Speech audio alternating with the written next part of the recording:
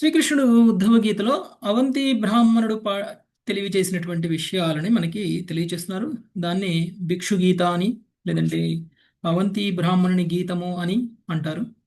అసలు ఎవరి అవంతి బ్రాహ్మణుడు, ఎందుకు ఈ అవంతి బ్రాహ్మణుడి యొక్క కథని, అవంతి బ్రాహ్మణుడు పాడినటువంటి భిక్షు గీతని మనందరికీ తెలియచేయాలని శ్రీకృష్ణుడు అనుకుంటున్నారు. ఎందుకు అంటే, ఇంతకు ముందు అధ్యాయంలో చూస్తే వ్యక్తి త్రిగుణాలను దాటి భగవంతుడి యొక్క మాయని జయించాలి అని అంటే, ప్రత్యేకించి ఈ యొక్క తత్వాలు ఏవైతే చెప్పారో, సృష్టికి సంబంధించిన తత్వాలు, వీటన్నిటి నుంచి కూడా బయటపడి ఆధ్యాత్మికంగా భగవంతుడి యొక్క ధామాన్ని పొందాలి అని అంటే, ఆ వ్యక్తి ద్వంద్వాలకి లోనవ్వకూడదు.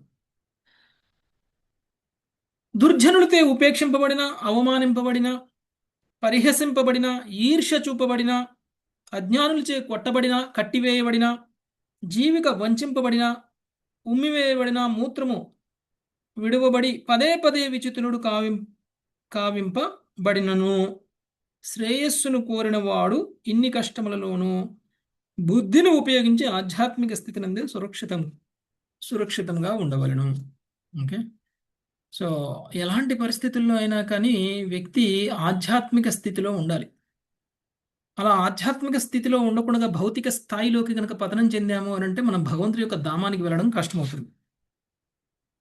అయితే సహజంగా ఈ భౌతికమైనటువంటి విశ్వంలో ఉన్నటువంటి ఎవరైనా సరే ఇలాంటి ఒక స్థితిలో, ఆధ్యాత్మిక స్థితిలో పూర్తిగా ఎలాంటి అవమానాలైనా, ఎలాంటి కష్టాలనైనా, ఎలాంటి బాధల నుంచైనా కానీ తట్టుకోగలిగి వాటిని వాటిని భౌతిక స్థాయిలోనే చూస్తూ వాటికి మనకి సంబంధం లేదు అనేటువంటి స్థాయిలో ఒక వ్యక్తి ఉండగలరా అంటే చాలా కష్టం. చెప్పడానికైతే ఎవరైనా చెప్పొచ్చు, కానీ ఉండడానికైతే అది చాలా కష్టమైన పని. అందుకనే ఉద్ధవుడు కృష్ణుణ్ణి అడుగుతున్నారు, అసలు ఎవరైనా ఉన్నారా అలా? ఉంటే ఎవరున్నారు? అసలు నువ్వు చెప్పినట్లు ఉండడము అంటే ఏంటి? ఒక భౌతికమైనటువంటి శరీరం తీసుకున్నటువంటి వ్యక్తి అలా ఉండడం అనేటువంటిది సాధ్యమవుతుందా? నేను ఎలా అర్థం చేసుకోవాలి దాన్ని నేను ఎలా అర్థం చేసుకోవాలి? నాకు అది అర్థమయ్యేటట్లు వివరించు అనేటువంటి విషయాన్ని ఉద్ధవుడు అడిగారు. జనరల్గా మనం ఏదైనా సరే జరిగినటువంటి విషయాన్ని కనుక మనం చెప్పకపోతే, దాన్ని మనకు అర్థమయ్యే రీతిలో చెప్పకపోతే ఎంత పెద్ద తత్వం అయినా సరే అర్థం కాదు. అందుకని మనం ఏం చేస్తాం, భగవద్గీత మొత్తం ప్రతి శ్లోకంలోనూ ఎంతో నిగూఢమైనటువంటి తత్వం ఉంది. ఒక శ్లోకం 1 గంట, 2 గంటలు, 3 గంటలు, 4 గంటలు చర్చించగలిగినంత తత్వం ఉంది భగవద్గీతలో, ప్రతి శ్లోకం. అందుకనే తత్వశాస్త్రాలన్నిటికీ కూడా పితామహుడు ఎవరు అని అంటే భగవద్గీత అని చెప్పచ్చు. ఎందుకంటే భాగవతంలో మనకు కథలు ఉంటాయి, భగవద్గీతలో కథలు ఉన్నాయా? భగవద్గీతలో కథలు లేవు. ప్రతి శ్లోకము తత్వమే. ప్రతి శ్లోకంలో ఉన్న తత్వం మనకు అర్థమవుతుందా అంత ఈజీగా? దాన్ని అర్థం చేసుకోవాలి అని అంటే మనకి ఏం కావాలి? కథలు కావాలి, పిట్ట కథలు కావాలి, చిన్న చిన్న కథలు చెప్పాలి. కథల ద్వారా తత్వాన్ని అర్థం చేసుకుంటే తప్ప మనకి భగవద్గీత అర్థం కాదు. అలానే ఇప్పుడు భౌతికమైనటువంటి తత్వాల గురించి కృష్ణుడు మొత్తం తెలియజేశాడు, కానీ ఆ తత్వాల గురించి అర్థం చేసుకునేటువంటి స్థాయి మనకు ఉండాలి కదా. మనలాంటి వాళ్ళ కోసం ఉద్ధవుడు దాన్ని సరిగా అర్థమయ్యేలా చెప్పు అని అన్నారు. ఒక కథ ద్వారా వివరించనున్నారు శ్రీకృష్ణుడు. ఆ కథే అవంతి బ్రాహ్మణుడి యొక్క కథ. ఎవరి అవంతి బ్రాహ్మణుడు? పేరులో అయితే బ్రాహ్మణుడు ఉంది, కానీ జీవన విధానం మాత్రం బ్రాహ్మణుడుగా లేడు. అందుకని ఈయన బ్రాహ్మణ బంధువు అని అన్నారు. ఎందుకు ఆయన్ని బ్రాహ్మణ బంధువు అని అన్నారు? బ్రాహ్మణుడు సత్వగుణంలో ఉండాలి, కానీ ఈ వ్యక్తి రజోగుణం, తమో గుణంలో ఉన్నాడు. వ్యవసాయం చేస్తాడు, వ్యాపారం చేస్తాడు, డబ్బులు సంపాదిస్తాడు, ఆస్తులు కూడబెడతాడు, ఎవరికి ₹1 కూడా దానం చేయడు, ఎవరికి కూడా పోషించడు. నిజానికి ఒక పిసినారి బ్రాహ్మణుడు. ఎలాంటి ఒక పిసినారి వ్యక్తి అనంటే, మామూలుగా మనం బయట చూస్తూనే ఉంటాం, చాలామంది చాలా సంపాదిస్తూ ఉంటారు, కానీ సంపాదించిన దాన్ని తన కుటుంబ సభ్యులు అనుభవించడానికి కూడా ఉపయోగించకుండా జాగ్రత్త పెట్టేటువంటి ఒక బ్రాహ్మణుడు, అంత పిసినారి. సో ఓకే, ఎవరికో దానం చేయట్లేదు పిసినారి అని అనుకుందాం. కానీ తన కుటుంబ సభ్యులకు కూడా వాళ్ళ యొక్క సుఖ సంతోషాలను చూడటానికి కూడా అవసరమైనటువంటి సౌకర్యాలని కలిగించట్లేదు. ఇలాంటి ఒక బ్రాహ్మణుణ్ణి ఏ కుటుంబమైనా సరే, ఎవరి కుటుంబంలో అయినా ఇలాంటి ఒక వ్యక్తి ఉంటే ఎవరైనా సరే నచ్చుతారా? వాళ్ళ భార్య, పిల్లలు, కుటుంబ సభ్యులు, మిత్రులు ఎవరైనా సరే ఇలాంటి వ్యక్తిని నచ్చుతారా? ఎవరు నచ్చరు, అసహించుకుంటారు, దూరం పెడతారు. కానీ తండ్రి కదా, పిల్లలకి తప్పదు, పిసినారైనా సరే తండ్రిని ప్రేమించాలి. భార్య వేరే దిక్కులేదు, తప్పదు. అలాంటి వ్యక్తులు, ఈ వ్యక్తి ధనాన్ని సంపాదిస్తూ పూర్తిగా భౌతికంగా నిమగ్నమై ఉన్నప్పుడు కూడా వీళ్ళంతా ఇష్టపడలేదు ఆ వ్యక్తిని. అయినా సరే ఈ వ్యక్తి అలానే ఉన్నాడు. సరే, మనం అనుకోవచ్చు బయట వాళ్ళకి దానం చేయట్లేదు, కుటుంబ సభ్యులకి దానం చేయట్లేదు, తనకు తాను ఏది కావాలంటే అది ఎంజాయ్ చేస్తుండొచ్చు అని అనుకోవచ్చు. కానీ ఏ స్థాయిలో పిసినారి అంటే తన అవసరాలకి కూడా తాను ఉపయోగించుకోకుండా డబ్బు కూడబెట్టేటువంటి రందిలో ఉన్నాడు. తనకున్నటువంటి ఐశ్వర్యానికి ఎంతో సుఖంగా సంతోషంగా ఉండొచ్చు, కానీ తన అన్నిటికీ అడ్జస్ట్ అవుతూ పూర్తిగా ఖర్చు పెట్టకుండా అడ్జస్ట్మెంట్ తోటి, అంటే షర్టు చినిగినా మార్చడం, పూర్తిగా చినిగిందాక వెయిట్ చేస్తాడు. ఏదైనా సరే ఒక వస్తువు యూజ్ చేయాలి అని అంటే అది పూర్తిగా ఇంకా దాన్ని ఉపయోగించుకోవడానికి ఇక పనికి రాదు అన్నప్పుడే పారేస్తారు దాన్ని. ఆ స్థాయిలో ఉన్నాడనమాట. తన సుఖానికి కూడా ఉపయోగించుకోకుండా తను సంపాదించినటువంటి ఐశ్వర్యాన్ని బ్రతుకుతూ ఉన్నాడు. ఇలానే కొంతకాలం గడిచేసరికి ఈ వ్యక్తి యొక్క డబ్బు కొంతమంది బంధువుల చేత, కొంత చోరుల చేత, మరికొంత విధిరాత వలన, మరికొంత కాల ప్రభావం వలన, కొంత సామాన్య జనుల చేత, మరికొంత ప్రభుత్వాధికారుల చేత హరింపబడెను. తనకున్నటువంటి ఐశ్వర్యం మొత్తం కూడా కోల్పోయాడు. ఓకే. పిసినారి దగ్గర డబ్బులు జనరల్గా ఏమవుతుంది అని అంటే ఇలానే పోగొట్టుకుంటారు. ఎంతో కష్టపడి కూడబెడతారు, ఎవరో ఒకళ్ళకి కట్టేస్తారు, ఎవరో ఒకళ్ళకి ఇచ్చేస్తారు, ఇవ్వాల్సి వస్తుంది. ఆరోగ్యానికి బాగోపోతే హాస్పిటల్కి పెట్టాల్సి వస్తుంది. ఎందుకంటే ఎప్పుడు ఎంత అవసరమైతే అంత తినరు, పోషకమైనటువంటి ఆహార పదార్థాలు తినరు. తినకపోయేసరికి ఏమవుతుందండి? ఆరోగ్యం పాడైపోతుంది. అప్పుడు ఏం చేస్తారు? ఏదైతే తినడానికి పెడతామో ఆ డబ్బు అది తినడానికి పెట్టకపోతే దాన్ని తీసుకెళ్ళి హాస్పిటల్కి పెట్టాలి. సో ఆ విధంగా బంధుమిత్రుల ద్వారా, దొంగల ద్వారా, ప్రభుత్వం ద్వారా, ట్యాక్సుల రూపంలో ప్రభుత్వం ద్వారా ఇలా మొత్తం కూడా పోయింది. సో ఈ వ్యక్తికి ధర్మం లేదు, కోరికలు లేవు, అంటే కామం లేదు, మోక్షము కూడా లక్ష్యం లేదు. ఒకటే లక్ష్యం, ఏంటిది? అర్థం. ధర్మార్థ కామ మోక్షాలలో ధర్మము లేదు, మోక్షము లేదు, కామము లేదు. కామం అంటే కోరిక. ఏదో కోరికలు ఉన్నాయి, కోరికల కోసం సంపాదిస్తున్నాడు, ఆ కోరికల్ని నెరవేర్చుకోవడం కోసం సంపాదించినటువంటి డబ్బును ఖర్చు పెట్టుకుంటాడు అని అనుకుంటే ఓకే. కానీ ఈ వ్యక్తి డబ్బు సంపాదించుకోవడం కోసం అధర్మ మార్గంలో కూడా వెళ్తాడు. సంపాదించినటువంటి డబ్బులతోటి తన కోరికలను తీర్చుకుంటాడా అంటే కోరికలను కూడా తీర్చుకోడు. అంటే ధర్మము లేదు, కామము లేదు. ఇక సంపాదించేటువంటి ప్రతిదీ కూడా భగవంతుడి సేవలో ఉపయోగించినట్లయితే కనుక మోక్ష మార్గాన్ని ప్రయాణం చేసిండేవాడు. కానీ అది కూడా లేదు. కాబట్టి ఈయనకున్నదల్లా ఒకటే లోభత్వం, పిసినారి, డబ్బు తప్ప ఇంకేమీ లేదు. సో ఈ విధంగా ఆయన తన ధనాన్ని మొత్తం కోల్పోయాడు. సో ఈ ధనాన్ని మొత్తం కోల్పోయినప్పుడు కానీ ఆయనకి భగవంతుడు గుర్తు రాలేదు. అప్పుడు ఆయన యొక్క నిజస్థితి తెలియలేదు. ఎప్పుడైతే తన యొక్క ధనాన్ని కోల్పోయాడో అప్పుడు తన కుటుంబ సభ్యులు, తన పుత్రులు, తన భార్య, తన మిత్రులు, తన బంధువులు అందరూ కూడా తనని చేరదీయలేదు, తనని అసహించుకున్నారు. ఇన్నాళ్ళు నీది పై చేయిగా ఉంది, ఇప్పుడు మాది పై చేయిగా ఉంది. ఇన్నాళ్ళు నువ్వు మమ్మల్ని హింసించావు, నీ డబ్బుతోటి మమ్మల్ని సుఖపెట్టలేదు, ఇప్పుడు మేము నిన్ను సుఖపెట్టు. ఒకవేళ జీవితం మొత్తం ఇలానే ఉన్నాడు అనుకోండి, జీవితాంతంలో ఏమవుతుందండి? మనం ఎలా ఉంటే అలానే చూస్తారు మనల్ని, మన పిల్లలు కూడా. వాళ్ళకి అన్ని అంత ప్రేమనిచ్చి వాళ్ళకి అన్ని సౌకర్యాలు ఇచ్చామనుకోండి, వాళ్ళు కూడా మనల్ని మంచిగా చూసుకుంటారు. అయ్యే తండ్రి మన జీవితాంతం చాలా బాగా చూసుకున్నాడు కాబట్టి ఆయన్ని బాగా చూసుకోవాల్సిన బాధ్యత నాకు కూడా ఉంది అని అనుకుంటాడు. అలా కాకుండా మనం వాళ్ళని కష్టపెట్టి బాధ పెట్టి చదువుకోవడానికి డబ్బులు ఇవ్వకుండా, తినడానికి డబ్బులు ఇవ్వకుండా విపరీతమైనటువంటి కష్టాలకి లోన్ చేసామనుకోండి, వాళ్ళు ఏం ఆలోచిస్తారు? వీడికి ఇది జరగాల్సిందేలే అని అంటుంది. వాళ్ళ కర్మానుసారం కూడా కొంత కష్టాలని కొని తెచ్చుకుంటారు.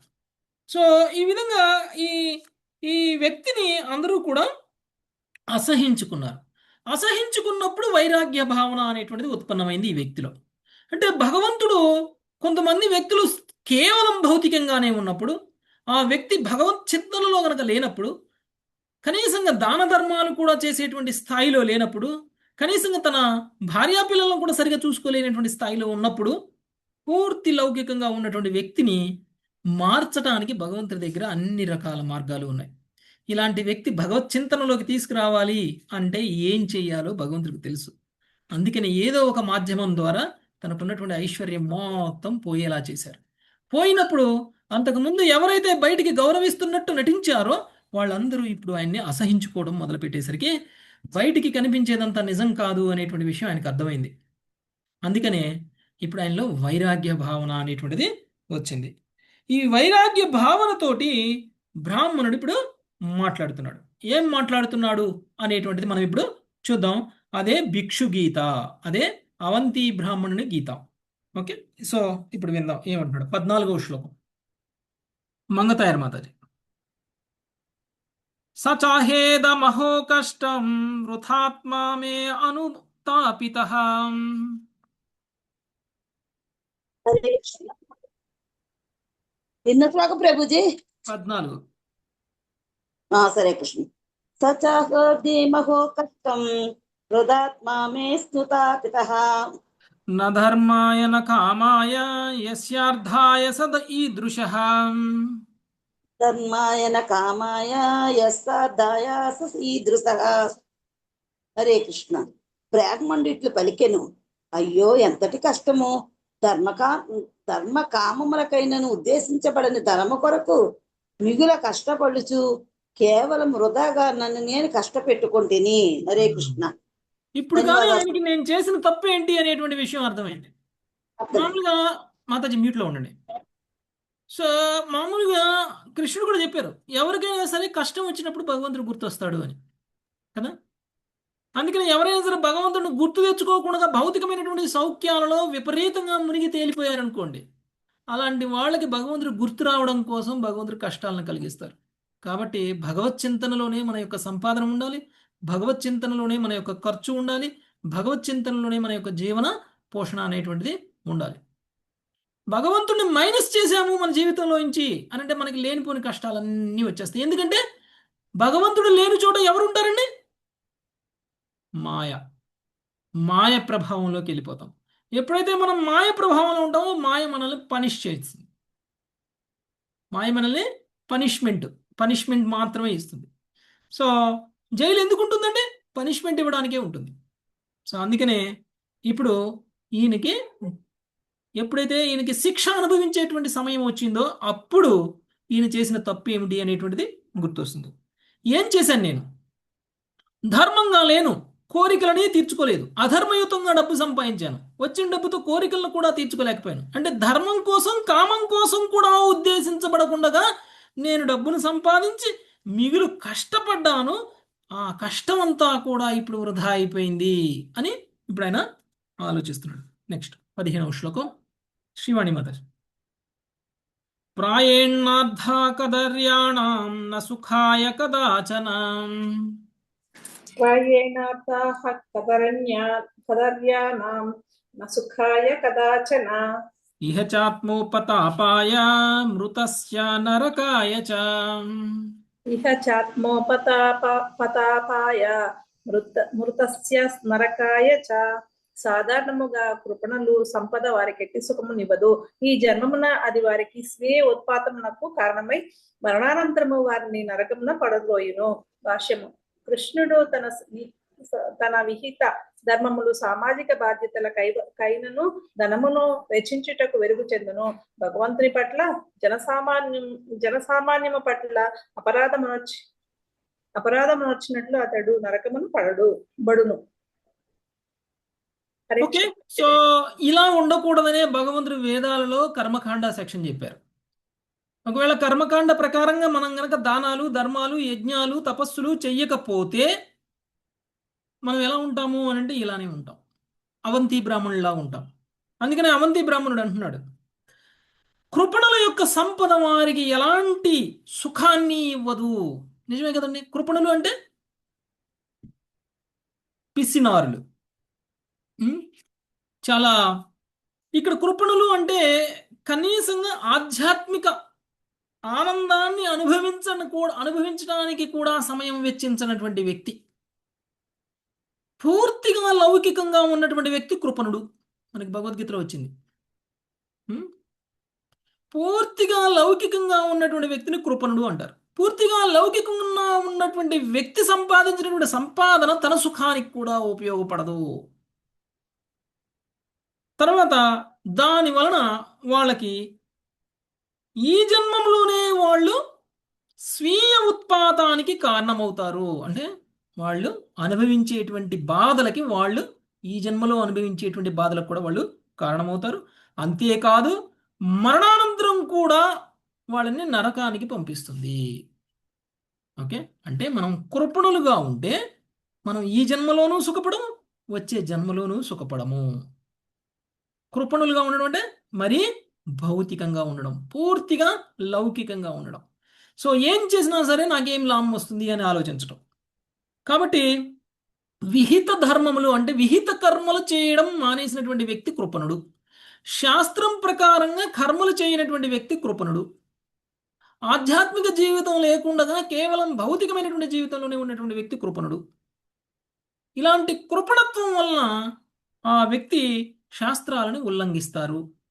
తర్వాత కేవలం ధనాన్ని వెచ్చించడం కోసమే వాళ్ళు తమ సమయాన్ని మొత్తం కూడా వెచ్చిస్తారు. వాళ్ళని భగవంతుడి పట్ల, సామాన్య జనం పట్ల అపరాధమునర్చి చివరికి నరకానికి పాలవుతారు. నెక్స్ట్ 16వ శ్లోకం. లావణ్య మాతాజీ. యశో యశస్వినాం శుద్ధం శ్లాఘ్యామే గుణినాం గణ. యశో శుద్ధ మంగతాయర్ మాతాజీ మీరు మ్యూట్ చేస్తారా? యశో యశస్వినాం శుద్ధాం శ్లాఘ్య ఏ గుణీనాం గుణః. లోభస్వల్పోపి తాన్ హంతి స్విత్రో రూపమివేప్సితం. లోభః స్వల్పోపి తాన్ హంతి స్విత్రో రూపమివేప్సితం. స్వల్పమైన శ్వేతకృష్ణ మనోహరమగు సౌందర్యమును పాడు చేసినట్లు యశోవంతులు కలిగి ఉండేది పుణ్య యశస్సు మరియు గుణవంతులకు వారిలోని శ్లాఘనీయ గుణములు అల్పలోభత్యంచే నష్టపడును. హరే కృష్ణ ప్రభుజీ.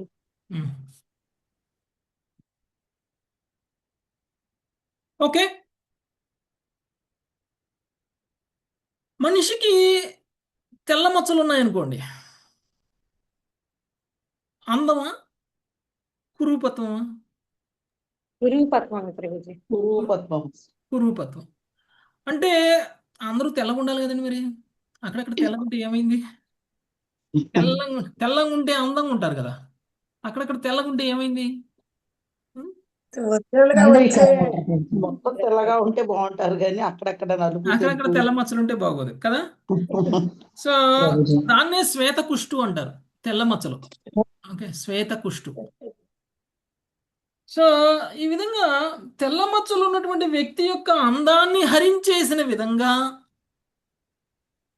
ఏ వ్యక్తి అయితే సౌందర్యం ఏమైందైతే కోల్పోతాడో తెల్ల మచ్చల కారణంగా, అలానే యశోవంతులు కలిగి ఉండే పుణ్య యశస్సు మరియు గుణవంతులకు వారిలోని శ్లాఘనీయమగు గుణములు అల్పలోభత్వముచే నష్టపడును.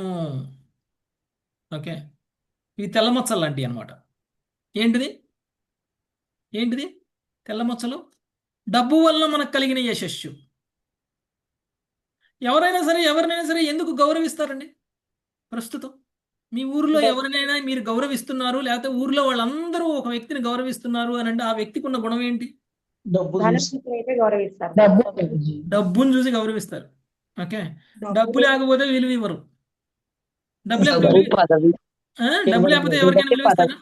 ఎంత ఎవరి గొప్పవాడైనా ఎంత మంచివాడైనా సరే డబ్బు లేకపోతే ఆ మనిషి కలిగి కూడా చూడము. ఎక్స్పీరియన్స్ సో ఎక్స్పీరియన్స్ ఉందా మీకు? ఓకే. అందరూ డబ్బు వచ్చేది ఈ ఎందుకు రోజులు వస్తుంది వచ్చాయి. వీళ్ళకి ఇంత ఐశ్వర్యం అని అంటే వాళ్ళు పూర్వం చేసుకున్నటువంటి పుణ్యం వల్ల వస్తుంది. పుణ్యం కారణంగా మనకు వచ్చినటువంటి యశస్సు అనేటువంటిది అయితే ఏదైతే ఉందో అది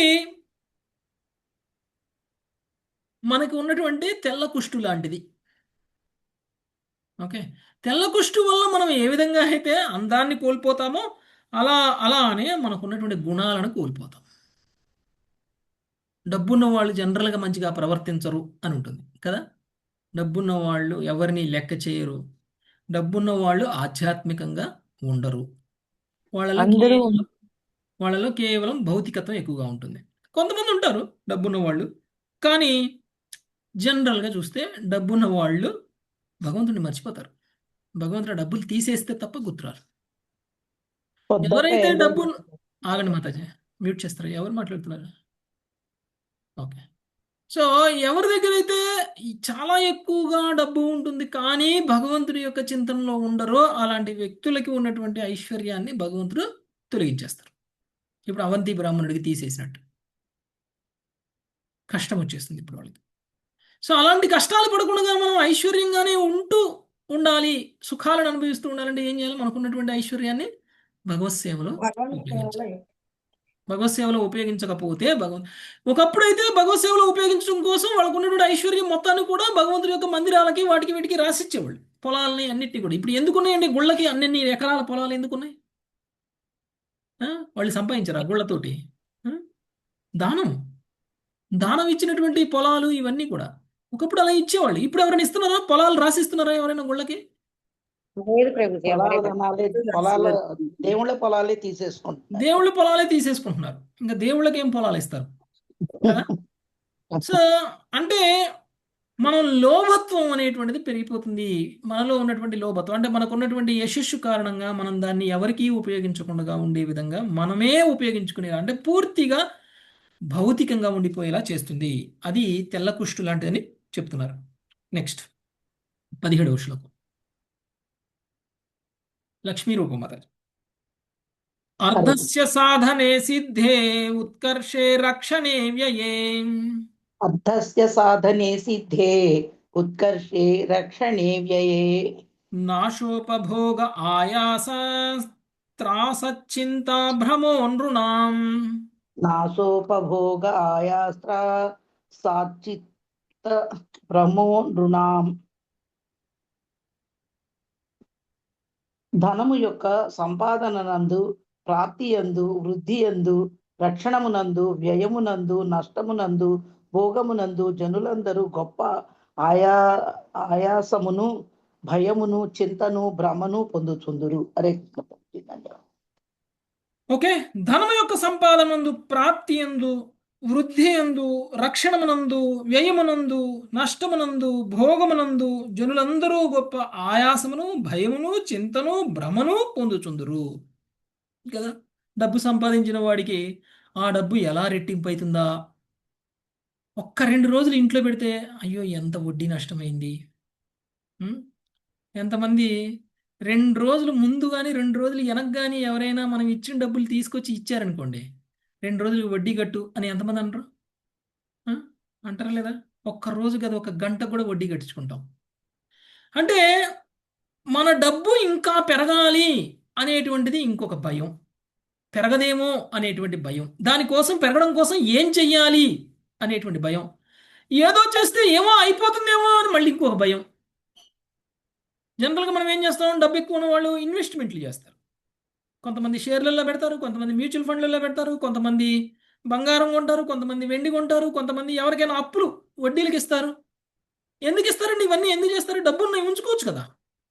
ఎందుకు ఫిక్స్డ్ డిపాజిట్లు, ఎందుకు మ్యూచువల్ ఫండ్లు, ఎందుకు షేర్లు, ఎందుకు వడ్డీలకు ఇవ్వడం, ఎందుకు చేయాలి ఇవన్నీ?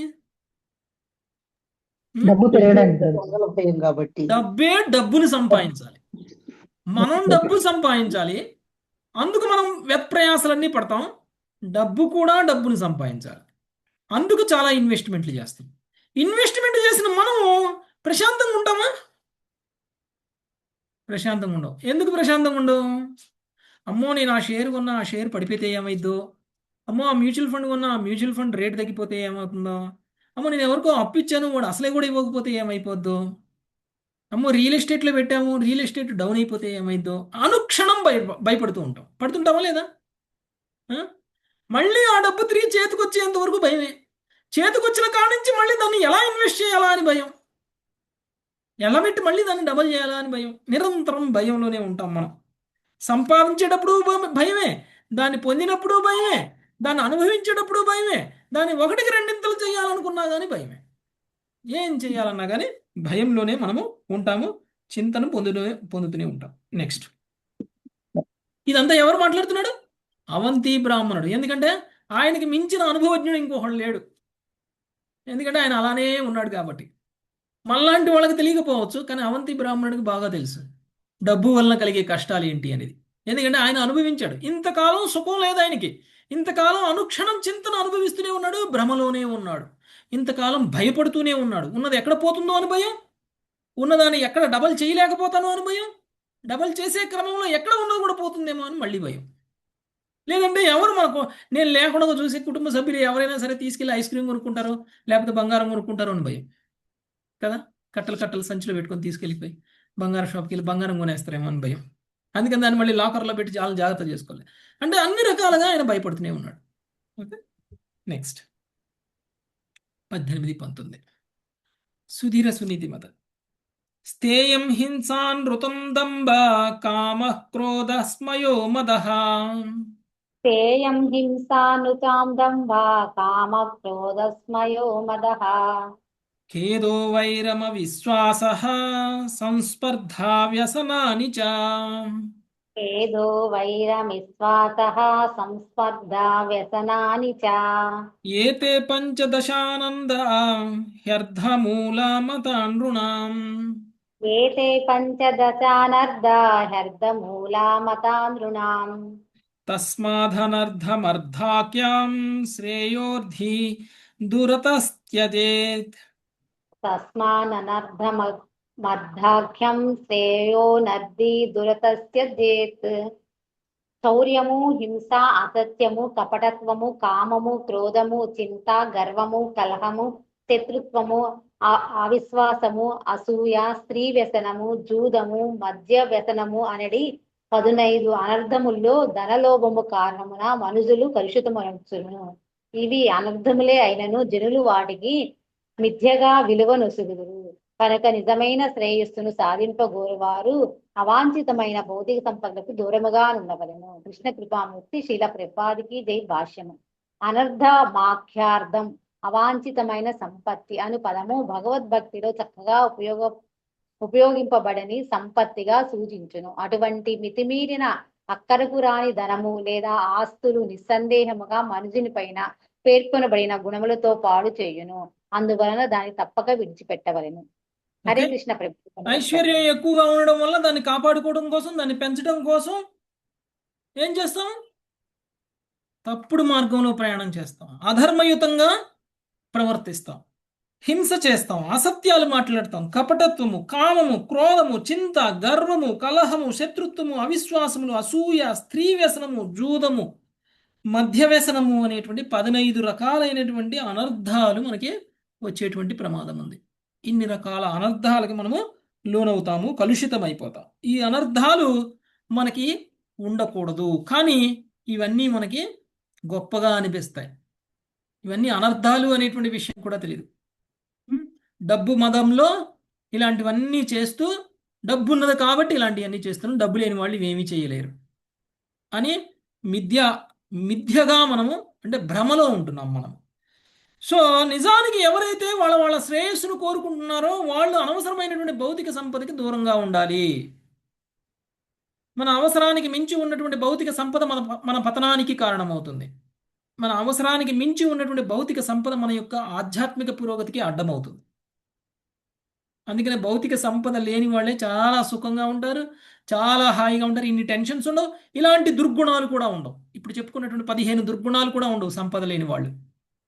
అంతేకాదు, దుర్గుణాలు లేకపోవడం వల్ల, వాళ్ళ హృదయం కలుషితం అవ్వకపోవడం వలన సంపద లేని వాళ్ళు ఆధ్యాత్మికంగా పురోగమించేటువంటి అవకాశం కూడా ఉంటుంది. వాళ్ళు చాలా ఈజీగా కృష్ణుడికి అట్రాక్ట్ అవుతారు. అందుకనే అనవసరమైన సంపదకి దూరంగా ఉండడం అనేటువంటిది ఆధ్యాత్మిక పురోగతికి చాలా చాలా అవసరం. నెక్స్ట్ 20 సుకోమల మాత. విద్యంతే భ్రాతరోదారా పితర సుహృదస్తథా విద్యంతే భ్రాతరోధారా పితర సుహృదయస్తతః ఏకాగ్నిగ్ధా కాకి ఏకా స్నిగ్ధా కాకినినా సద్య సర్వేరయః కృతా ఏకా స్నిగ్ధా కాకిరిణా సద్యః సర్వేరయః కృతాః. ప్రేమతో ఏకమైన సోదరులు, భార్య, తల్లిదండ్రులు, బంధువులను చిల్లికవ్వ కొరకు శీఘ్రమే అనురాగపూర్ణ బంధములను తెంచుకొని శత్రువులుగా ఎదురు. హరే కృష్ణ ప్రభుజీ.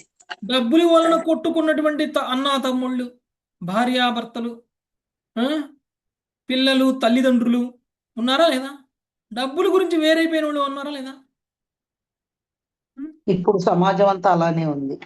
ప్రేమతో ఏకమైనటువంటి సోదరులు, భార్య, తల్లిదండ్రులు, బంధువులైనను చిల్లిగవ్వ కొరకు శీఘ్రమే అనురాగపూర్ణ బంధములను తెంచుకొని శత్రువులుగా అయ్యెదరు.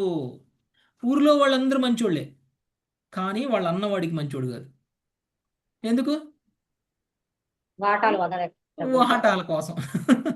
ఓకే, ఊళ్ళో వాళ్ళందరూ ఎవరు వాటాలు అడగరు కదా, అందుకని వాళ్ళందరూ మంచోళ్ళు. అన్న వాటా అడుగుతారు కదా, తమ్ముడు వాటా అడుగుతారు కదా, అందుకని తమ్ముడు మంచోడు కాదు, అన్న మంచోడు కాదు. ఓకే, చివరికి వాళ్ళ యొక్క భార్య, పిల్లలు, బంధువులు అందరూ కూడా డబ్బు కోసం శత్రువులుగా మారుతారు. అందుకని కుటుంబ సభ్యులు ఒకళ్ళతో ఒకళ్ళు మాట్లాడుకోరు, ఒకళ్ళ ఇళ్ళకు ఒకళ్ళు పోరు, ఒకళ్ళ ఫంక్షన్లకు ఒకళ్ళు వెళ్ళరు. ఉన్నారా లేదా అలా? ఎందుకు? ఉన్నారు. ఎందుకు? నన్ను సరిగ్గా చూడలేదు, నాకు రావాల్సింది రాలేదు. ఇప్పుడు ఆడపిల్లలైనా సరే, మగపిల్లలైనా సరే, తండ్రి పెట్టాల్సింది పెట్టకపోతే వాళ్ళ ఇంటికి కూడా రారు. అవునా కదా? ఎందుకు రారు? తండ్రి కన్నాడు, ప్రేమను పంచాడు, చదివించాడు, ప్రయోజకులను చేశారు, నీ బ్రతుకు నువ్వు బ్రతుకుని వదిలేశారు. సో అలాంటి తండ్రికి కృతజ్ఞతతో ఉండాలా? లేకపోతే నాకు పెట్టాల్సింది పెట్టలేదు కాబట్టి నేను ఆయన దగ్గర కూడా పోను, ఆయన కూడా నేను చూడను అన్నట్లు ఉండాలా? ప్రేమను పంచాలి. ఇప్పుడు కూతురు కూడా తండ్రి దగ్గరికి వెళ్ళట్లేదు, కొడుకు కూడా తండ్రి దగ్గరికి వెళ్ళట్లేదు. ఎందుకు? ఎందుకంటే ఆయన నాకేమి ఇచ్చారు, నేనేం చూడాలి? నాకు ఎంత కావాలో డబ్బు అంత ఆశ. ఇవ్వలేదు, నాకు ఏమి సుఖం అవుతుందో అది ఆయన చూడలేదు, అందుకని నేను ఆయన దగ్గరికి పోను, ఆయన చూడను, ఆయనతో మాట్లాడను. ఇలాంటివన్నీ కూడా స్టార్ట్ అవుతున్నాయి. అంటే ప్రేమగా ఉండాల్సినటువంటి బంధాలు కూడా శత్రువులుగా మారిపోతున్నారు డబ్బు కారణంగా. అందుకే డబ్బు ఉండకూడదు ప్రభుజీ, ఉంటే ఈ పెట్టుబాటుల దగ్గర గొడవలు. అవును, అదే చెప్తున్నాడు ఇక్కడ. 21 అక్షర సౌజన్య మాత. అర్ధేనాల్పీయ సాహేతే సంరబ్ధా దీప్తమన్యవః అర్ధేనాల్పీయ సాహేతే సంరబ్ధే దీప్తమన్యవః. అర్ధేనాల్పీయ సాహేతే సంరబ్ధా దీప్తమన్యవః. అర్ధేనాల్పీయ సాహేతే సంరబ్ధ దీప్తమన్యవః. త్యజంత్యాసు స్పృధో ఘ్నంతి సహ సోత్సృజ్య సౌహృదం. తేజస్యన్యస్సు స్పదోగ్నాతి సహస్తోసజ్జ సౌహృదం. అత్యల్పమగు ధర్మ కొరకైనను ఈ బంధుమిత్రులు మిగులు కలత చెందెదరు. వారి కోపము రగులుచుండును. విరోధుల వలె వర్తించుచు వారు శీఘ్రమే సమ్మతి భావమును త్యజించి క్షణమాత్రమున మనిషిని విడిచిపెట్టుదురు. చివరకు వధించుటకైనను సిద్ధపడదురు. హరే కృష్ణ ప్రభుజీ. డబ్బు కోసం శత్రువులుగా మారడమే కాదు, ఒకళ్ళనొకళ్ళు చంపుకునే స్థితికి కూడా వెళ్తారు. ఓకే, ఒకళ్ళనొకళ్ళు కొట్టుకునే స్థితికి, చంపుకునే స్థితికి విరోధులుగా ప్రవర్తిస్తారు. క్షణమాత్రం కూడా విరోధుల వలె వర్తించుచు వారు శీఘ్రమే సమ్మతి భావమును త్యజించి, అంటే ఒకళ్ళనొకళ్ళు యాక్సెప్ట్ చేయటం, త్యజించి క్షణమాత్రమున మనిషిని విడిచిపెట్టుదు. ఒక క్షణం కూడా ఆగరు. ఇలా డబ్బు విషయం రాగానే ఆ ఇద్దరు వ్యక్తుల మధ్య విరోధం అనేటువంటి మొదలు. అరే ఎవరు ఈయనతో నాకున్నటువంటి బంధం ఏమిటి? ఈ డబ్బు మన బంధాన్ని ఏం చేస్తుంది? ఈ డబ్బు వలన మేము బంధాలను కోల్పోతున్నామా లేదా అనేటువంటి ఆలోచన కూడా చేసేటువంటి విచక్షణను కోల్పోయి ఒక్క క్షణంలోనే బంధాన్ని తెంచేస్తారు. ఒక క్షణంలోనే నువ్వెవరో నేనెవరో, ఈ రోజు నుంచి నీకు నాకు సంబంధం లేదు, ఇల్లు వదిలేసి వెళ్ళిపో. ఓకే, సో నీ ఇంటికి నేను రాను, నా ఇంటికి నువ్వు రాకు, ఇలాంటి మాటలు కూడా వచ్చేస్తాయి. అంటే ఏ స్థాయిలో మనం దిగజారిపోతాము అని అంటే మాటల యుద్ధం కూడా మొదలవుతుంది. అంతేకాదు ఒకళ్ళనొకళ్ళు చంపుకునే స్థాయి వరకు కూడా వెళ్తారు, బంధువులయ్యుండి కూడా, ప్రేమ బంధాన్ని కలిగి ఉండి కూడా. ఓకే, నెక్స్ట్ 22 సునీత కంఠం నేను మాత్రం. లబ్ధ్వా జన్మ మర ప్రార్థ్యం మనుష్యం తద్విజాగ్రియతం తత్వా జన్మామరప్రాప్యం మానుష్యం తద్విజాగ్రియతం తదనాధృత్య ఏ స్వార్థం జ్ఞంతి యాంత్య శుభాంగతిం. తనాదృత్యయే స్వార్థం జ్ఞంతి ఆద్యశుభాం గతిం. దేవతలను దేని కొరకు ప్రార్థింతురో అట్టి మానవ జన్మను మరిచిన వారు, అట్టి మానవ జన్మలో బ్రాహ్మణ పదమున నెలకొనిన వారు అతి భాగ్యవంతులు. ఈ ముఖ్యమైన అవకాశమును వారు ఉపేక్షించినచో నిక్తముగా ఆత్మఘాతకులే అగుదురు. ఆ విధంగా వారు అత్యంత అశుభగతిని పొందగలరు. భాష్యము. దీనికి శ్రీల భక్తి సిద్ధాంత సరస్వతి ఠాకూర్లు ఇట్లా వ్యాఖ్యానించిరి. దేవతలు, భూతములు, ప్రేతములు, జంతువులు, వృక్షములు, నిర్జీవమగు పాషాణములు ఉన్న వాటికన్నను మానవ జన్మం ఉత్తమమైనది. ఏలయన దేవతలు కేవలము దేవలోక భోగములను అనుభవించుచుండగా ఇతర జీవయోనుల యందు అత్యధిక కష్టము నిండి ఉన్నది. కేవలము మానవ జన్మ యందే జీవుడు తన శ్రేయస్సును గురించి లోతుగా ఆలోచించగలడు. కనుక దేవతా జన్మము కన్నను మానవ జన్మయే మిక్కిలి వాంఛనీయమైనది. ఇక మానవులలో ఉత్తమ బ్రాహ్మణుని స్థితి నిక్కముగా అత్యంత వాంఛనీయమైనది. కానీ బ్రాహ్మణుడు భగవద్భక్తిని విడిచిపెట్టి తన కుల ప్రతిష్ట కొరకు శూద్రుని వలె పనిచేసినచో ఇంద్రియ భోగ స్థితిలో ఉన్నవాడే అగుడు. ప్రతి జీవుడు భగవానుని నిత్యదాసుడని గుర్తించగలిగే ఆధ్యాత్మిక జ్ఞానమే బ్రాహ్మణుల విశేష యోగ్యత. ఆ విధంగా అహంకార రహితుడైన బ్రాహ్మణుడు తాను గడ్డిపోచకన్నను అల్పుడనని తలుచుచు సకల జీవులకు ఓపికతో ఆదరము నొసగుచుండును. మానవులు విశేషముగా బ్రాహ్మణులు కృష్ణ భక్తి భావనను అంటే భగవద్భక్తిని విడిచి ఆత్మఘాతకులు కారాదు. అట్టి విపేక్ష భావి కష్టమునకు రహదారి నేర్పబడును. సో మానవ జన్మ ఎంత ఉత్తమమైనది అని అంటే చివరికి దేవతలు సైతం కూడా భగవంతుడిని ప్రార్థిస్తారు, నాకు మానవ జన్మనివ్వు అని కోరుకుంటూ. అంటే అలాంటి ఉత్తమ జన్మను పొందినటువంటి మనం ఎలా ఉండాలి? విశుద్ధ సత్వగుణంలో ఒక బ్రాహ్మణ స్థితిలో ఉండాలి. ఒకవేళ కనుక మనకి దేవతలు కోరుకునేటువంటి లాంటి ఒక మానవ జన్మ మనకు వచ్చి మనం ఒకవేళ బ్రాహ్మణుల్లా ఉండలేకపోయామంటే మనంత దురదృష్టవంతులు ఇంకొకళ్ళు లేరు. అందుకనే ప్రభుపాదుల వారు చెప్తుంటారు, మనకి ఈ సమాజంలో బ్రాహ్మణులు కొరబడిపోయారు, బ్రాహ్మణులు లేరు. అందుకని మనం అందరం బ్రాహ్మణులం అవ్వాలి అనేటువంటి విషయాన్ని చెప్పారు. ఎవరైతే కృష్ణ చైతన్యంలో ఉంటారో వాళ్ళందరూ కూడా బ్రాహ్మణుల కంటే ఉన్నతమైనటువంటి స్థాయిలో ఉన్నటువంటి వాళ్ళు. బ్రాహ్మణులు కూడా వాళ్ళు చేసేటువంటి వృత్తి, వాళ్ళు చేసేటువంటి బ్రాహ్మణత్వము అన్నీ కూడా వాళ్ళను పోషించుకోవడం కోసం ఉంటారేమో, కానీ కృష్ణ చైతన్యంలో ఉన్నటువంటి వ్యక్తి భగవత్ ప్రేమని పొందడం కోసం మాత్రమే, భగవంతుడిని సంతృప్తి పరచడం కోసం మాత్రమే భగవత్ సేవ చేస్తారు.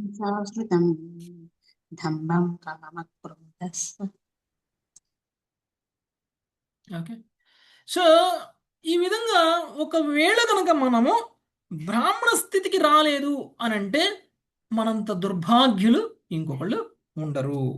కాబట్టి ఆత్మఘాతకానికి పాల్పడినటువంటి వ్యక్తి మాత్రమే బ్రాహ్మణ స్థితికి రారు. ఎవరెవరైతే బ్రాహ్మణ స్థితిలో లేరో వాళ్ళ పతనాన్ని వాళ్ళే కోరుకుంటున్నారు, వాళ్ళ ఆత్మని వాళ్ళే చంపేసుకుంటున్నారు. బ్రాహ్మణ స్థితిలోకి రావడం వల్ల ఏమవుతుంది? ఆయన ఎందుకు అనుకుంటున్నాడు ఇలా అంటే, నేను బ్రాహ్మణ కుటుంబంలో పుట్టి ఉన్నప్పటికీ నేను ఒక బ్రాహ్మణ బంధువుగా ఉన్నాను, అతి విలువైనటువంటి జీవితం నాకు వచ్చింది, ఒక మనిషి జీవితం నాకు వచ్చింది, ఈ మనిషి జీవితంలో నేను ఒక బ్రాహ్మణుడుగా కూడా పుట్టి ఉన్నాను, అయినా సరే దాన్ని నేను ఉపయోగించుకోలేకపోయాను, బ్రాహ్మణత్వాన్ని కోల్పోయేలా ప్రవర్తించాను. కాబట్టి బ్రాహ్మణత్వాన్ని కోల్పోయినటువంటి వ్యక్తికి శుభం జరగదు, అశుభమే జరుగుతుంది. ఓకే, అదే ఇక్కడ చెప్తున్నారు. నెక్స్ట్ 23 శేషరత్నం మాతాజీ. స్వర్గాపవర్గయోర్ద్వారం ప్రాప్య లోకమిమం పుమాన్. స్వర్గాపవర్గయోద్ధారం ప్రాప్య లోకమిమం పుమాన్. ద్రవిణే కోను షజ్జేత మర్త్యోనర్ధస్య దామని. రవినే కోను సచ్చేత మత్యే కోనర్థస్య దామిని. స్వర్గమోక్షములన్నిటినీ ద్వారము వంటి ఈ మానవ జన్మను బడిసి ఆ ధర్మక్షేత్రమైన భౌతిక సంపత్తికి ఉద్దేశపూర్వకముగా అనురుక్తుడయ్యడి మర్తుడు ఎవడుండును. స్త్రీల ప్రతిపాదన భాష్యము. శ్రేయేంద్రియ భోగమునకు వాడుటకై ఉద్దేశింపబడిన భౌతిక సంపత్తి అని పిలువబడును. కాగా భగవద్భక్తికి వాడబడి వస్తు సామాగ్రి ఆధ్యాత్మికమని తెలియబడును. మనుజుడు తన భౌతిక సంపత్తినంతటినీ భగవత్ సేన ఎందే వినియోగించవలెను. విలాసవంతమైన భవంతి కలిగిన వాడు అర్చా విగ్రహమును స్థాపన చేసి కృష్ణ భక్తి ప్రచారమునకై కార్యక్రమాలను నిర్వహించవలను. అట్లే ఆలయములను నిర్మించుటకు భగవంతుని శాస్త్రీయముగా వివరించడి గ్రంథములను ముద్రించుటకు ధనమును ఉపయోగించవలను. సంపదను భగవత్సేవన యందు ఉపయోగింపక గ్రుడ్డిగా త్యజించిన వాడు సమస్తమును భగవంతునికే చెందియుండునడి విషయమును ఎరుగజాలడు.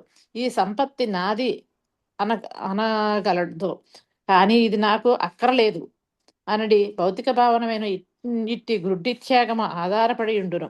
యథార్థమునకు సమస్తము భగవంతునికే చెందినట్టిది. దీని నెరిగిన మనుజుడు ఈ జగత్తునందలి వస్తువులను భోగించటం కానీ త్యాగము చేయటం కానీ కావింపక ప్రశాంతముగా వాటిని భగవత్ సేవలో వినియోగించును. హరే కృష్ణ ప్రభు తండ్రి. మానవ జన్మ వల్ల మనకు 2 రకాల లాభాలు ఉన్నాయి. ఒకటి, స్వర్గానికైనా వెళ్ళొచ్చు పుణ్యకర్మలు చేసి. 2, మోక్షాన్నైనా పొందవచ్చు. అంటే మానవ జన్మను ఉపయోగించుకొని మనము ఒకవేళ నరకానికి వెళ్ళామనుకోండి, మానవ జన్మను సరిగా ఉపయోగించుకున్నట్టే కదా. మనము ఉన్నత లోకాల కన్నా వెళ్ళాలి, ఉన్నత లోకాలను కూడా దాటుకుని మోక్షమైనా పొందాలి. ఈ రెండిటికి ఉపయోగపడినటువంటి మానవ జన్మ ఉంటే ఎంత, లేకపోతే ఎంత. అలాంటి మానవ జన్మని మనము స్వర్గానికి కానీ మోక్షానికి కానీ వెళ్ళడానికి ఉపయోగపడేటువంటి ద్వారం లాంటిది. ఓకే, అంటే మామూలుగా మనకి ఏం చెప్తారంటే ఈ మానవ శరీరం అనేటువంటిది ఒక వెహికల్. ఈ వెహికల్లో కూర్చున్నటువంటి మనము ప్రయాణం ఎటు చేయాలండి? మనం గమ్యం చేరుకునే విధంగా ప్రయాణం చేయాలి. మన గమ్యం భగవంతుడి యొక్క ధామం. భగవంతుడి ధామం వైపుకి మనం కనుక ప్రయాణం చేయగలిగితే ఈ వెహికల్ని సరిగా ఉపయోగించుకున్నట్లు. అలా ఉపయోగించుకోకుండా ఈ ద్వారాన్ని ఈ యొక్క వెహికల్ని ఉపయోగించుకొని మనం అక్కడక్కడే తిరుగుతూ ఉన్నాం అనుకోండి, ఏమవుతుందండి? గమ్యం చేరకుండా పెట్రోల్ ఖర్చు అవుతూ ఉంటుంది. అవునా కదా? కారులో కూర్చొని మీరు ఎక్కడికి వెళ్ళాలో అటువైపు డ్రైవింగ్ చేయకుండా అక్కడక్కడే 4 రౌండ్లు తిప్పారనుకోండి, ఏమవుతుంది? అక్కడే ఉంటాము, ఖర్చు అవుతుంది, కష్టాలు వస్తాయి, అన్ని కోల్పోతాం, కానీ గమ్యాన్ని మాత్రం చేరలేం. అలానే ఈ మానవ శరీరాన్ని ఉపయోగించుకుని మోక్ష ద్వారాలా ఉపయోగించుకోవాల్సినటువంటి మనము భౌతిక సంపత్తికి ఉద్దేశపూర్వకంగా గనక ఆకర్షితులమయ్యాము అనంటే నిజంగా మనం మానవ జన్మ యొక్క ఉద్దేశం తెలియనటువంటి వాళ్ళం అవుతాం.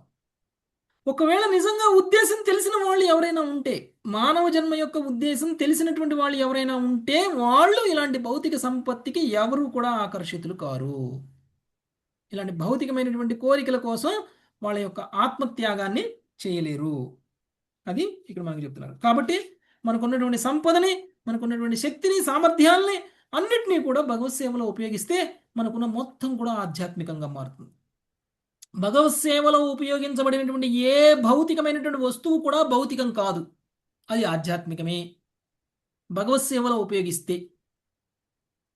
అందుకనే గురువు ఆధ్యాత్మికము అని ఎందుకంటాం మనం? ఆయనకు కూడా మనలాంటి శరీరమే ఉంది, ఆయనకు కూడా మనలాంటి కళ్ళు, ముక్కు, నోరు, చెవులు అన్నీ ఉన్నాయి. గురువు ఎందుకు ఆధ్యాత్మికం అయ్యాడు?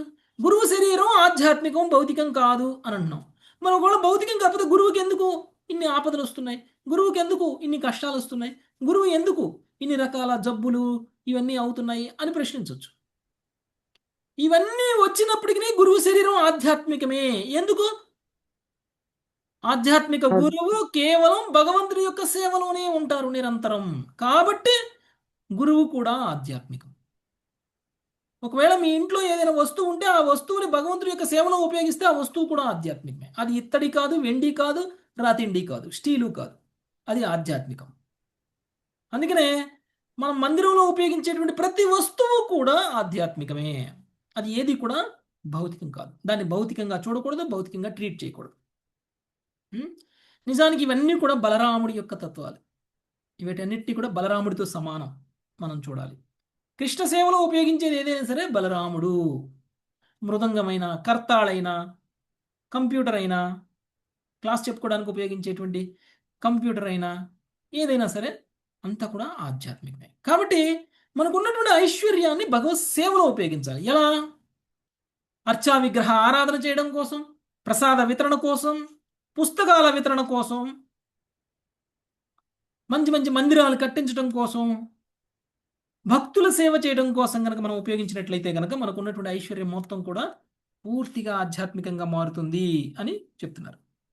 నెక్స్ట్ 24. ప్రభుజీ నేను చదువుతాను ప్రభుజీ. చదవండి మాతాజీ. హరే కృష్ణ. దేవర్షి పితృభూతాని జ్ఞాతీన్ బంధుశ్చ భాగినః పితృభూతాని జ్ఞాతీన్ బంధుర్చ భాగినా అసంవిభజ్య చాత్మానం యక్ష విత్తః పతత్యదః విభజ్య చాత్మానం యక్ష విత్తాపతత్యతా. హరే కృష్ణ ప్రభుజీ. దేవతలు, ఋషులు, పితృదేవతలు, సాధారణ జీవులు మరియు తన బంధుమిత్రులు స్వయముగా తాను అనేది భాగస్థులకు తన ధనమును పంచక కేవలము యక్షుని వలె దానిని రక్షించువాడు పతితుడగును. భాష్యము. పైన పేర్కొనబడిన ప్రామాణిక వ్యక్తులతో తన సంపదను పంచుకొనిన వాడు స్వయముగా తానైనను భోగించని వాడు నిక్కముగా అపరిమిత జీవన క్లేశమును అనుభవించగలడు. హరే కృష్ణ ప్రభుజీ. ఓకే. దేవతలు, ఋషులు, పితృదేవతలు, సాధారణ జీవులు మరియు తన బంధుమిత్రులు స్వయంగా తాను అని భాగస్థులకు తన ధనమును పంచక కేవలం యక్షుని వలె దానిని రక్షించువాడు పతితుడగును. కొంతమంది డబ్బు సంపాదిస్తారు. సంపాదించిన డబ్బు అంతా కూడా ఒక చోట పెట్టి దాన్ని కాపలా కాస్తూ ఉంటారు. దాన్ని దేవతలకు పెట్టరు. అంటే దేవతలకు పెట్టడం అంటే ఏంటండి? దేవతలకు పెట్టడం అంటే ఏంటి?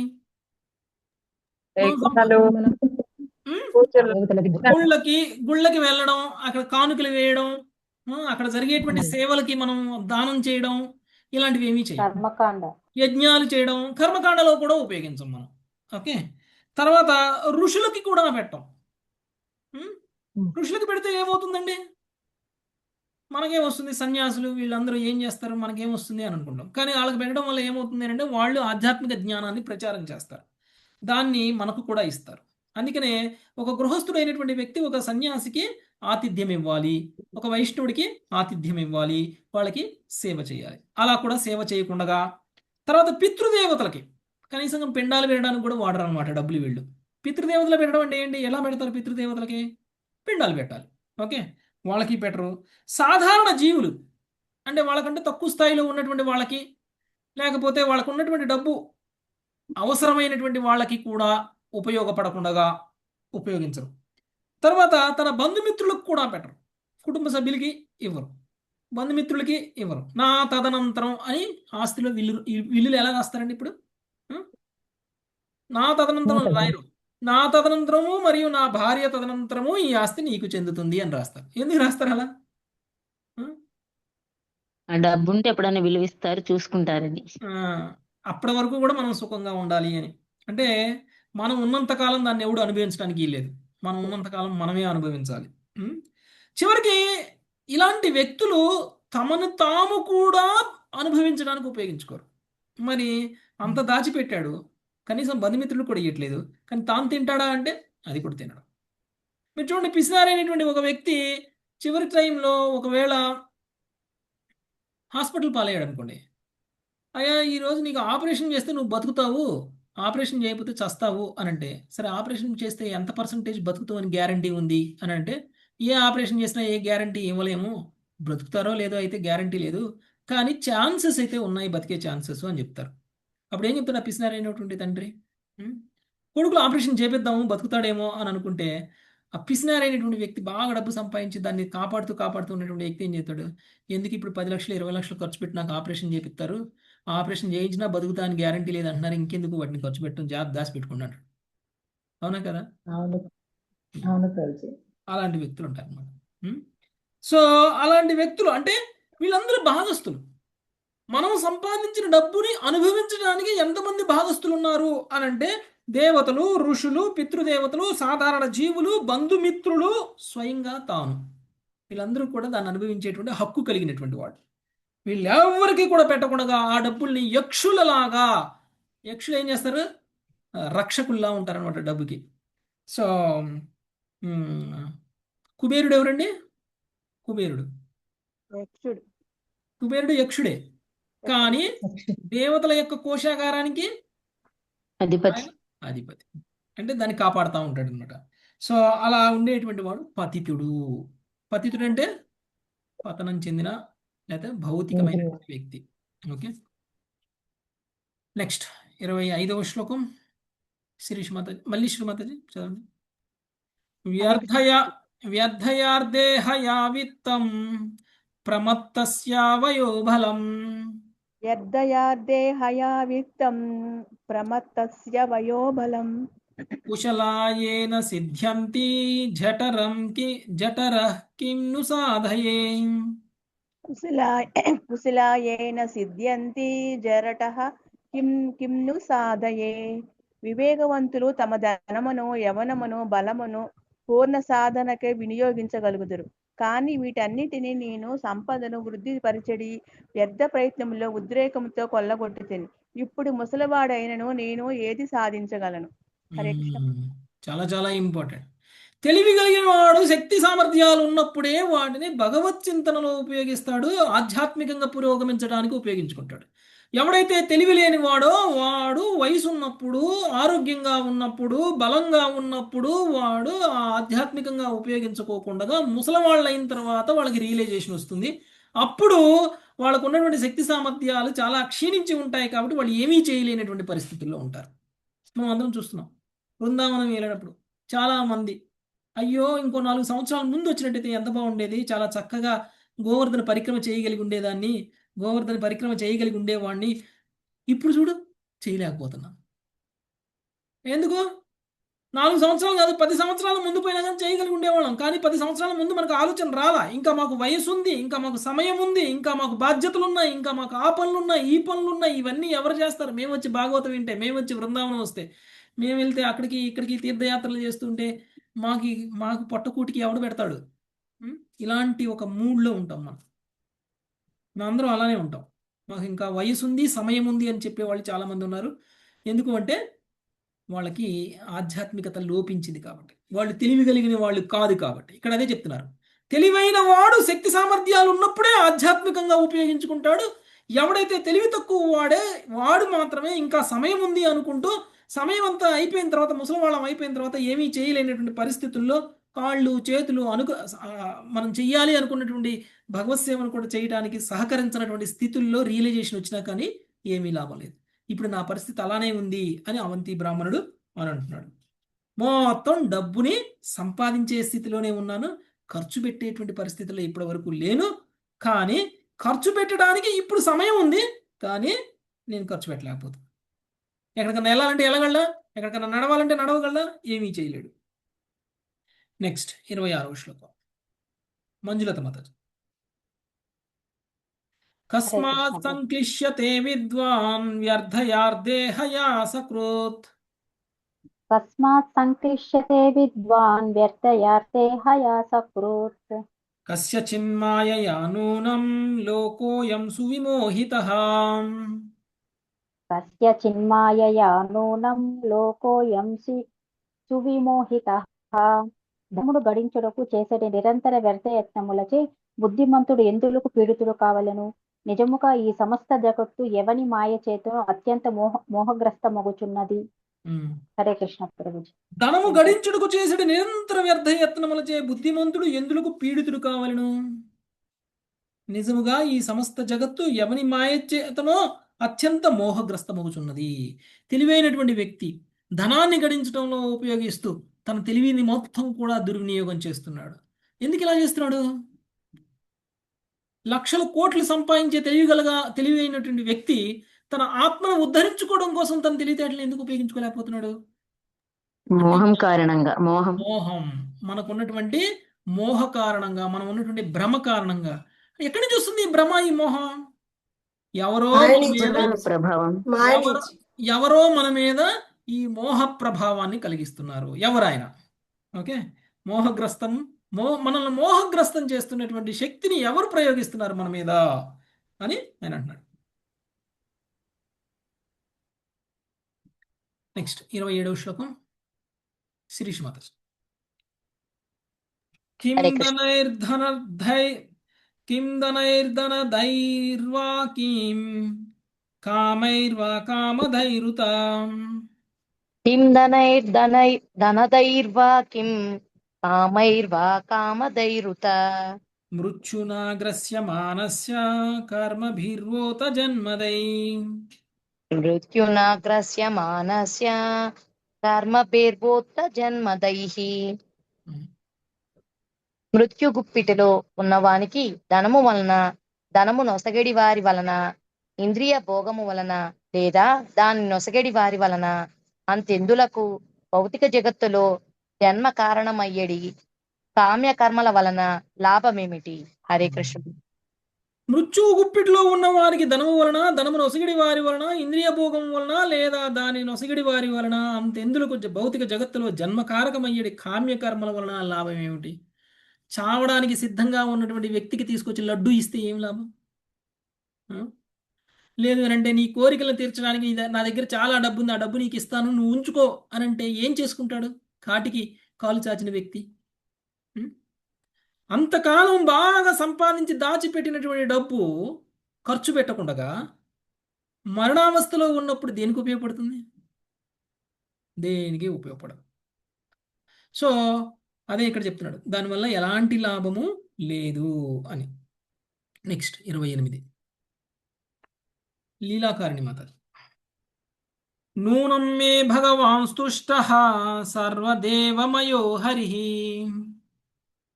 హరే కృష్ణ ప్రభుజీ. ఎన్న శ్లోకం ప్రభుజీ? 28. నూనం మే భగవాన్ స్తుష్టః సర్వదేవమయో హరిః. ఏన నీతో దశామేతాం నిర్వేదశ్చాత్మనః ప్లవాం. యోననీతో దశామేతాం నిర్వేదశ్చాత్మనః ప్లవః.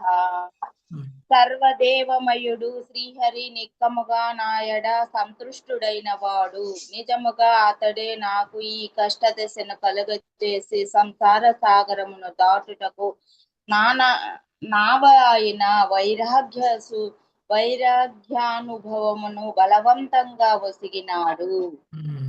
భాష్యం. సకామ కర్మలకు ఫలముగా నానా ప్రకారములకు ఇంద్రియ భోగములు నెరిగేడి దేవతలు జీవిత మహోన్నత లాభమును వసగజాలరని బ్రాహ్మణుడు ఎరగగలిగెను. సౌండ్ జైబ. సర్వదేవమయుడగు భగవంతుడు ఇంద్రియ భోగము నొసుగుట ద్వారా కాక భౌతిక భోగ సాగరము నుండి ఉద్ధరించుట ద్వారా తనకు పరమసిద్ధిని చేకూర్చెనని ఆ బ్రాహ్మణుడు సకల సంపత్తులను కోల్పోయినంతటా ఎరగగలిగెను. ఆ విధముగా ధర్మ అర్థ కామ మోక్షములకు సాధించడి అవకాశము కోల్పోయిన వాడై అతడు వైరాగ్యమును పొందెను. అతని హృదయమునందు దివ్య జ్ఞానము జాగృతమయ్యను. హరే కృష్ణ. సో ఇప్పుడు ఉన్నటువంటి పరిస్థితి వల్ల ఆయనకు వచ్చినటువంటి రియలైజేషన్ ఏమిటి, అనుభూతి ఏమిటి అని అంటే, సర్వదేవమయుడగు శ్రీహరి నిక్కముగా నాయడ సంతుష్టుడైనాడు. అంటే నా మీద దయ చూపించాడు. అంటే ఇప్పుడు అవంతి బ్రాహ్మణుడికి ఉన్నటువంటి కష్టమైనటువంటి పరిస్థితి భగవంతుడి దయ వల్ల కలిగింది. ఒకవేళ కనుక ఇప్పుడు కూడా కష్టాన్ని ఇవ్వకపోతే భగవంతుడు నాకు ఈ వైరాగ్యమే వచ్చి ఉండేది కాదు. అరే ఏ డబ్బు కోసమైతే ఇంత కష్టపడ్డానో ఆ డబ్బు నాకు దేనికి ఉపయోగపడకుండా పోతుంది. అలాంటి డబ్బును సంపాదించకూడదు. అలాంటి డబ్బు సంపాదించడం కోసం సమయం మొత్తం వృధా చేయకూడదు. ఎందుకు? దానివల్ల ఇప్పటి వరకు నేను పొందిన సుఖం లేదు, ఇప్పుడు పొందుతున్న సుఖం లేదు, భవిష్యత్తులో నేను పొందబోయే సుఖం కూడా లేదు. అందుకనే ఇది వ్యర్థమైనటువంటి కష్టం ఇప్పటి వరకు నేను చేసిన కష్టం అంతా కూడా వ్యర్థం. అంటే పూర్తి వైరాగ్య భావన నాకు వచ్చింది అని అంటే భగవంతుడి కృప. బలవంతంగా ఆయన నన్ను ఈ కష్టాల్లో నెట్టేయకపోతే నాకు ఇప్పటికీ కూడా ఈ వైరాగ్యం వచ్చి ఉండేది కాదు. ఈ వైరాగ్యమే మనకి ధర్మార్థ కామాలకి మించినటువంటి మోక్ష స్థాయికి తీసుకువెళ్తుంది. అప్పుడు మనకి భగవంతుడు కృపనిస్తే తప్ప, భగవంతుడు మన మీద కరుణ చూపిస్తే తప్ప మనము ధర్మార్థ కామాలను వదిలేసి మోక్షం గురించి ఆలోచించకుండా ఉండం. ఓకే, సో అలాంటి స్థితి నన్ను తీసుకొచ్చినందుకు భగవంతుడికి కృతజ్ఞతుడుగా ఉన్నాడు. నెక్స్ట్ 29 సునీత కంఠమనేని మాత. ఒక్క నిమిషం, నెక్స్ట్ చదువుగాను మాతాజీ. టీ లక్ష్మి మాత చదవండి. సోహం కాలావశేషాయన శోషయిష్యేంగమాత్మనః సోహం కాల వేషాణ శోషయేష శోషయిష్యేంగమాత్మనః శోషయిష్వేంగ్నమాతనః అప్రమత్తో కిల స్వార్థే యది స్యాసిద్ధ ఆత్మని.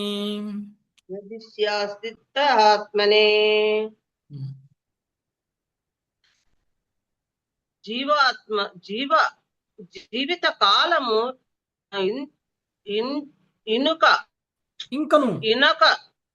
ఇంకను మిగిలియున్నచో తపస్సు నొనర్చి కేవలము అవసరములతోనే దేహమును పోషించుకొనేందుకు అప్రమత్తుడనై నిజమైన ఆత్మలాభమును కూడి ఉన్నదాని కొరకే యత్నించుచు ఆత్మసంతుష్టుడనై ఉందును.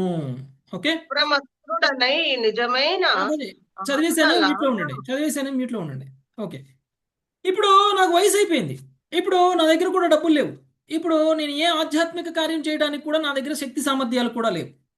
ఒకవేళ కనుక భగవంతుడు నన్ను కరుణించి ఇంకొంచెం సమయం కనుక నాకు ఇచ్చినట్లయితే నేను గనక ఈసారి ఆ సమయాన్ని ఇప్పటి వరకు నేను వృధా చేసిన విధంగా వృధా చేయకుండా నా ఇంద్రియాలని, నా సామర్థ్యాలని, నా శక్తిని, నా ఐశ్వర్యాన్ని మొత్తం కూడా చాలా జాగ్రత్తగా అప్రమత్తుడనై ఆత్మలాభం కోసం ఉపయోగిస్తాను. ఆత్మసంతుష్టుడనై జీవిస్తాను. భౌతిక సుఖాల కోసం కాకుండా ఆత్మసుఖం కోసం జీవిస్తాను, అంటే భక్తుడనవుతాను అని చెప్తున్నాడు. సో ఒక వ్యక్తి పుట్టక ముందు తల్లి యొక్క గర్భంలో ఉన్నటువంటి శిశువు రూపంలో ఉన్నప్పుడు కూడా ఇలాంటి ప్రార్థనలు చేస్తాడా లేదా? శిశువు యొక్క ప్రార్థనలు విన్నామా మనం? ఒక శిశువు యొక్క ప్రార్థనలు ఎలా ఉంటాయండి? అయ్యా, నన్ను ఎందుకు ఇలాంటి పరిస్థితుల్లో ఉంచావు? ఇంత చిన్న బ్యాగులో తలకిందులుగా ఏలాడదీసి మలమూత్రాల మధ్యలో 9 నెలలు ఉంచితే ఎలా ఉంటుంది ఒక మనిషికి? నరక యాతన ప్రభుజీ.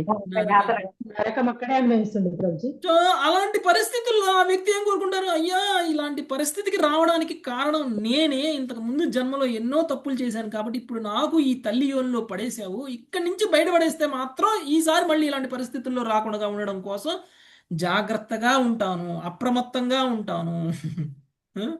ఈసారి నీ భక్తిని మర్చిపోను, నిన్ను మర్చిపోను, నాకు అలాంటి అవకాశాన్ని ఇవ్వు అని భగవంతుడిని వేడుకుంటాం. బయటకు వచ్చిన తర్వాత ఏం చేస్తాం? ఇలా అవంతి బ్రాహ్మణులు మర్చిపోతాం, అనుకున్న మర్చిపోతాం, ప్రకృతిలో మర్చిపోయి అవంతి బ్రాహ్మణులా బతుకుతాం. అవంతి బ్రాహ్మణులాగా మళ్ళీ ముసలోయాక ఏమంటాం? అయ్యా, ఇంతకాలం సంపాదించింది నాకు దేనికి ఉపయోగపడకుండా పోయింది. బతికున్నప్పుడు సుఖాన్ని అనుభవించలేకపోయాను. ఇప్పుడు నా తల్లిదండ్రులు లేదా నా బంధుమిత్రులు ఎవరు కూడా నన్ను చూసుకునే పరిస్థితుల్లో లేరు. నాకు పూర్తి వైరాగ్యం వచ్చేసింది. నాకు ఇంకొంచెం వయసు ఇస్తే గనక, ఇంకొంచెం ఆయుష్ ఇస్తే గనక, ఇంకొంచెం శక్తిని ఇస్తే గనక, ఇంకొంచెం సామర్థ్యం ఇస్తే గనక ఈసారి అన్ని నీ దగ్గరే ఉపయోగిస్తాను, నీకోసమే ఉపయోగిస్తాను. ఈసారి వేస్ట్ చేయను. ఓకే, అంటే రియలైజేషన్ పుట్టక ముందుంది, పోయే ముందుంది, మధ్యలో లేదు. సో ఇలాంటి ఒక పరిస్థితుల్లో అవంతి బ్రాహ్మణుడు ఈసారి నాకు అవకాశం ఇస్తే, నాకు శక్తినిచ్చి సామర్థ్యం ఇచ్చి వయసు ఇచ్చావనుకో, ఈసారి మాత్రం పూర్తిగా ఆధ్యాత్మికంగానే ఉంటాను, ఆత్మజ్ఞానం కోసం మాత్రమే నా సమయాన్ని వెచ్చిస్తాను అని చెప్తున్నాడు. నెక్స్ట్ లాస్ట్ శ్లోకం చదువుతాను ఈరోజుకి, 30వ శ్లోకం. సునీత కంఠమనేని మాతాజీ. తత్ర మామనుమోదేరం దేవాస్త్రీ భువనేశ్వర మామనుమోదేరన్ దేవాస్తి భువనేశ్వరాః. ముహూర్తేన బ్రహ్మలోకం కాట్వాంగ సమసాధయత్. తేన బ్రహ్మలోకం ఖట్వాంగః సమసాధయత్. భావం: ఈ విధంగా త్రిభువన పాలకులు నా ఎడ కృప చూపెదరుగాక. నిజముగా ఖట్వాంగ మహారాజు ఒక క్షణములోని ఆధ్యాత్మిక లోక ప్రాప్తిని పొంది ఉండెను. భాష్యము: తాను ముసలివాడే అయినప్పటికీ ఏ క్షణంలోనైనా మరణించగలిగి ఉన్నప్పటికీ ఒక క్షణంలోనే భగవత్ కరుణను సాధించినట్టి ఖట్వాంగ మహారాజు ఉపమానమును అనుసరించగలుగుతుందని అవంతి బ్రాహ్మణుడు తలంచెను. శ్రీమద్ భాగవతం నందరి 2వ స్కందములో వివరింపబడినట్లు ఖట్వాంగుడు దేవతల పక్షమున వీరోచితముగా పోరాడి ఉండెను. దేవతలు అతనికి కోరిన వరమును వసగుటకు సిద్ధపడిరి. అప్పుడు ఖట్వాంగ మహారాజు తన మిగిలిన ఆయుష్ను తెలుసుకొనగోరెను. అది కేవలం ఒక క్షణం మాత్రమే ఉండెను. అప్పుడు అతడు వెంటనే కృష్ణ శరణాగతుడే ఆధ్యాత్మిక జగత్తుకు బడిసెను. అవంతి బ్రాహ్మణుడు ఈ ఉపమానమును అనుసరింపగోరెను. భగవద్భక్తులైనట్టి దేవతల ఆశీస్సులతో అతడు దేహత్యాగమునకు పూర్వమే పూర్ణ భక్తి భావనాయుతుడు కాగోరెను. థ్యాంక్ యూ ప్రభు. ఈయనకి అప్పుడు కాట్వాంగ మహారాజు గుర్తొచ్చాడు. కాట్వాంగ మహారాజు ఎలా ఉన్నా సరే చివరి క్షణంలో మాత్రం భగవంతుని కోసం ఆయన ప్రార్థన చేశాడు, ముక్తిని పొందాడు. కాబట్టి ఆధ్యాత్మిక ప్రాప్తి, భగవత్ ప్రాప్తిని పొందడానికి కనీసం కాట్వాంగ మహారాజు ఒక క్షణమైనా సరే సరిపోయింది. అంటే మనకి ఇప్పుడు మనం ఇంకొక క్షణమే బ్రతుకుతాము అన్నట్లు మనం ఉండాలి ఎప్పుడైనా సరే. ఓకే, ఇంకొక క్షణంలో మనం మరణిస్తామంటే ఇప్పుడు ఏం చేస్తామండి? మనకి మరణం ఇంకొక క్షణంలో ఉంది అంటే మనం ఏం చేస్తాం? ఇప్పుడు మనమైతే ఇప్పుడు తెలుసుకున్నాం ప్రభు. భౌతికంగా ఉన్న వాళ్ళైతే ఆస్తి పంపకాలు గొడవలు ఇక్కడ ఏ ఆస్తులు ఉన్నాయో ఏంటో అంతకుముందు అయితే ఇంకో క్షణంలో మరణిస్తామంటే వీలునామాలు రాస్తుంటామంట మనం. అలా కాదు ఉండాల్సింది. ఇంకొక క్షణంలో మరణిస్తామంటే ఈ క్షణంలో మనము భగవత్ చింతనలో ఉండాలి. అది మనం చేయాల్సినటువంటి పని. ఓకే, ఆ రియలైజేషన్ వస్తుందా అందరికీ అంటే రాదు. కాబట్టి ఇప్పుడు అవంతి బ్రాహ్మణుడికి మరణం ఆసన్నమైంది అంటే ఎంతకాలం బతుకుతాడు? ఇంకా ఏదో ఒక క్షణంలో మరణిస్తాడు. నెక్స్ట్ క్షణమే నేను మరణిస్తాను అనేటువంటి భావనలో కనుక మనం వచ్చేస్తే ఈ క్షణంలో మనం చేయాల్సిన పనులు చేస్తాం, లేదు అంటే చెయ్యం. ఇంకా టైం ఉందంటే ఎవరైనా చేస్తారండి కృష్ణ భక్తి? కాబట్టి కనీసంగా ఆ వయసుకు వచ్చినప్పుడైనా ఆ రియలైజేషన్ రావాలి. ఇప్పుడు చాలా మంది ఉన్నారు మన దగ్గర అలాంటి రియలైజేషన్ వచ్చిన వాళ్ళు. ఇంతకాలం రాకపోయినా ఇప్పుడన్నా వచ్చింది కొంతమందికి రియలైజేషన్. ఓకే ఓకే, ఇప్పటి నుంచైనా పూర్తిగా కృష్ణ భక్తి భావనలో కనుక ఉన్నట్లయితే ఇప్పటి నుంచైనా మిగిలినటువంటి సమయం వృధా కాకుండా ఉంటుంది. ఓకే, అవంతి బ్రాహ్మణుడికి ఆ రియలైజేషన్ వచ్చింది. కాట్వాంగ మహామునికి ఒక క్షణమే సరిపోయినప్పుడు నాకు మాత్రం మిగిలిన సమయం ఎందుకు సరిపోదు అని అనుకుంటున్నాడు అవంతి బ్రాహ్మణుడు. సో అలాంటి రియలైజేషన్ వచ్చినటువంటి వ్యక్తి ఎలా ఉంటాడు ఇప్పుడు? పూర్తి భక్తి భావంలో ఉంటుంది. భౌతికమైనటువంటి ఆచ్ఛాదన ఏదైతే భౌతిక అంటే హృదయ గ్రంథిని ఛేదించేసినటువంటి వ్యక్తి అవుతాడు. ఓకే, భౌతికత్వం పూర్తిగా పోయినటువంటి వ్యక్తి. ఇంతకు ముందు చెప్పారు చూసారా, మోక్షాన్ని సంపాదించడానికి ఉండాల్సినటువంటి అర్హతలు కలిగినటువంటి వ్యక్తి ఎలా ఉంటారు అని మనం ఈ కథ స్టార్ట్ చేయడానికంటే ముందు చెప్పుకున్నాం చూసారా. అది ఎలా ఏంటి అర్థమయ్యేటట్టు నాకు చెప్పు అని ఉద్ధవుడు ఎందుకు అన్నాడు? ఎన్నో శ్లోకం? లాస్ట్ అధ్యాయంలో